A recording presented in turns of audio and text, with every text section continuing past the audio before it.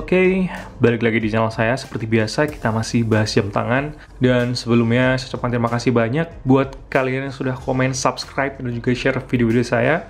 Buat kalian yang sudah kirim kritik dan juga saran, saya ucapkan terima kasih banyak. Semoga channel ini semakin berkembang dan bermanfaat untuk orang lain. Oke, jadi hari ini kita akan unboxing sebuah jam tangan yang sudah ada di depan saya. Bisa kalian lihat di sini, ini adalah jam tangan dari brand favorit saya tentunya. Ini adalah jam tangan dari Seiko. Seperti biasa, boxnya nggak ada yang spesial juga, seperti ini aja, cuman kotak berwarna putih, dan di dalamnya pasti ada boxnya lagi ya. Oke, sebelum kita lanjut dan kita sedikit cerita-cerita sejarah dari jam tangan ini, harus cek dulu. Saat ini saya menggunakan jam tangan dari Casio G-Shock DW5600 MS1 dengan display negatif seperti ini, dan saya modifikasi, saya pasangkan bulbar seperti ini ya. Lanjut, kita akan kembali ke jam tangan yang ada di depan saya. Jadi jam tangan ini pertama kali dirilis pada tahun 2007 dengan kode referensi SBDC 001 dan SBDC 003. SBDC 001 dengan display atau dial berwarna hitam dan juga bezel berwarna hitam, sedangkan SBDC 003 dengan dial berwarna biru dan juga bezel berwarna biru. Buat kalian fanboy dari Seiko, tentunya kalian nggak akan asing dengan jam tangan ini karena jam tangan ini cukup ikonik. Salah satu jam yang paling ikonik dari Seiko selain SK. Oke, langsung aja kita buka jam tangan ini. Dan jam tangan ini sudah rilis 3 kali.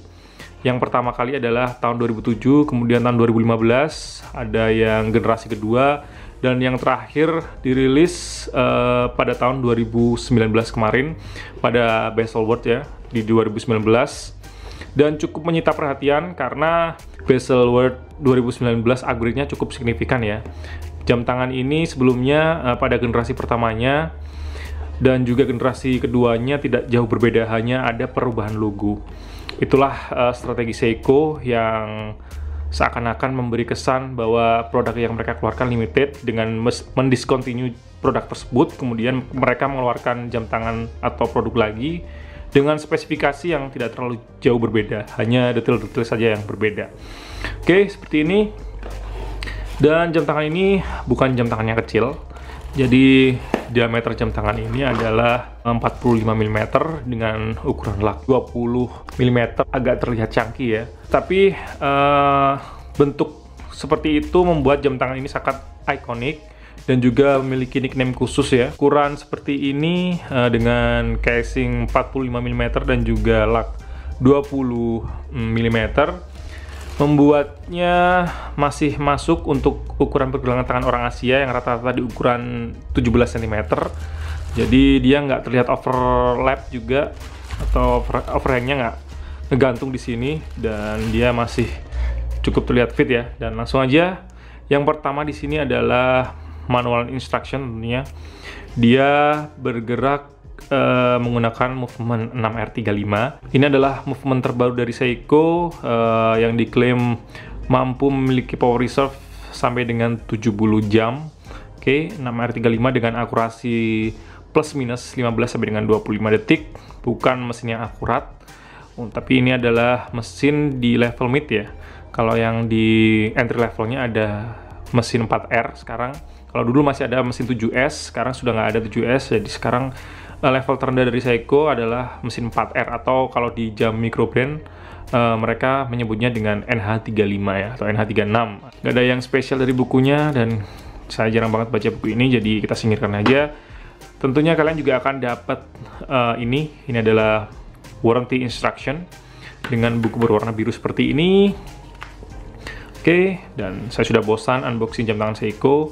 Kartunya juga nggak ada yang spesial, kartu biru seperti ini, sertifikat of guarantee ya.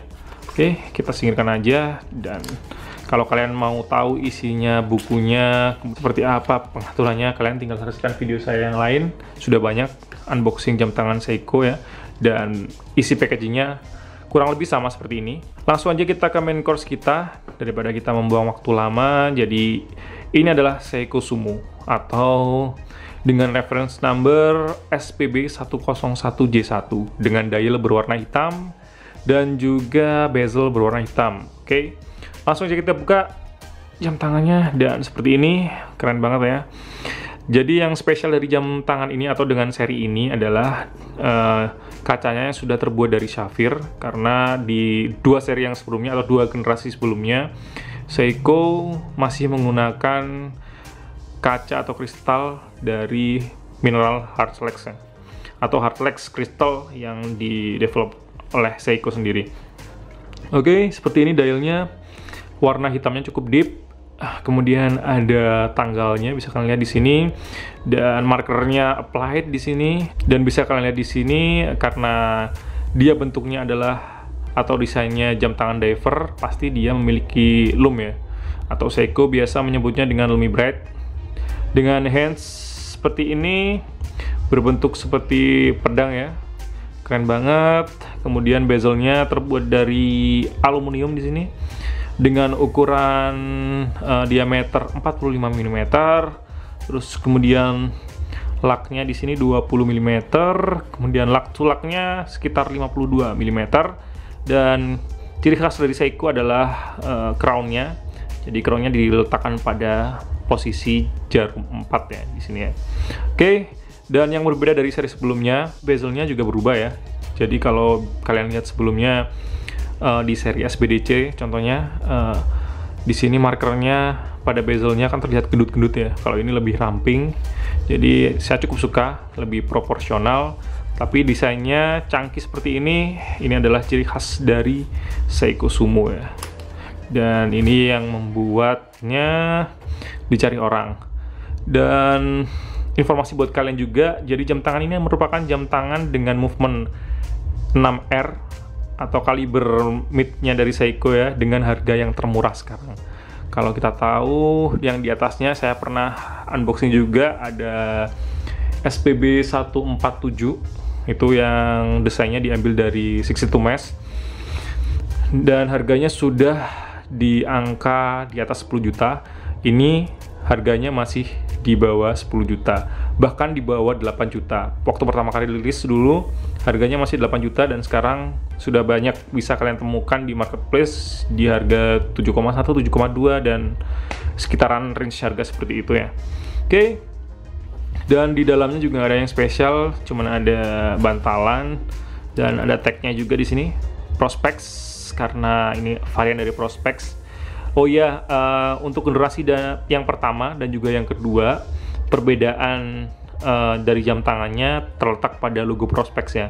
Kalau yang di generasi pertama cuma ada tulisan automatic, dan movementnya menggunakan movement 6R15, which is power reserve-nya cuma bisa, atau diklaim oleh Seiko, bisa bertahan selama 50 jam. Dan pada seri ini ada upgrade yang cukup signifikan. Selain kaca yang sebelumnya Hardlex kemudian menjadi Sapphire Crystal, jadi movementnya ini dari 6R15 ke 6R35, yang sudah disebutkan tadi bahwa mesin ini lebih reliable dan juga memiliki power reserve yang lebih panjang tentunya ya. Dan ini membantu sekali untuk kita ketika kita meletakkan jam tangan ini lalu ingin memakainya lagi, kita nggak perlu setting-setting lagi, minimal selama 3 hari ya. Oke, seperti ini penampakannya jam tangannya, dan juga ada pada crownnya. Jadi kalau di generasi pertama dan generasi keduanya, di crownnya ada tulisan S di sini, tapi ini nggak ada. Kalau kalian mau tahu tulisan S-nya seperti apa, kalian bisa lihat video saya yang mereview dan unboxing jam tangan ESRB 033 saya. Oke, seperti itu bentuk X-nya. Dan karena ini jam tangan diver dari Seiko, tentunya ada logo Tsunami. Bisa kalian lihat di belakangnya atau di backcase-nya seperti ini. Ada nomor serinya dan juga ada kode reference-nya. Bracelet-nya solid, handling-nya juga solid di sini, bisa kalian lihat di sini.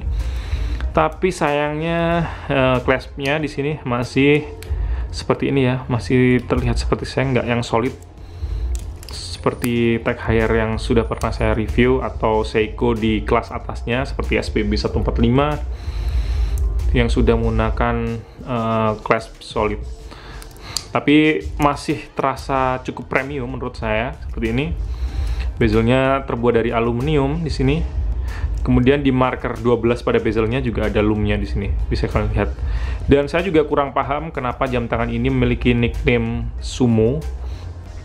Ada yang bilang karena pada pukul 12 di sini, bisa kalian lihat ini bentuknya seperti celana sumo ya, yang berbentuk seperti ini. Ada yang bilang karena dia bentuknya gendut, jadi dia dibilang Seiko Sumo. Ada juga yang bilang karena bentuknya yang chunky ya, seperti ini. Terus ada juga yang bilang karena dia marker pada bezelnya titik-titik seperti ini, itu seperti arena pada sumo. Oke, seperti ini. Ini adalah Seiko SPB 101 J1. Oke, bisa kalian lihat seperti ini. Penampakannya keren banget, dan sudah banyak produk aftermarket yang menyediakan replacement dari bezel, dari mulai yang berbahan aluminium sampai dengan seramik. Kemudian ada juga yang sudah menjual top headnya atau kristalnya. Ada juga yang menjual integrated strap seperti Crafter Blue. Seperti ini penampakannya. Langsung aja kita pakai di tangan saya dengan ukuran tangan 17 cm. Seperti apa penampakannya. Dan seperti ini penampakannya di tangan saya dengan diameter 17 cm. Bisa kalian lihat di sini fittingnya cukup pas di sini, nggak ada overhang di sini meskipun dia diameternya lebar. Dan karena desain cangkingnya seperti ini, jadi terlihat nggak kegedean ya di tangan saya. Bisa kalian lihat di sini.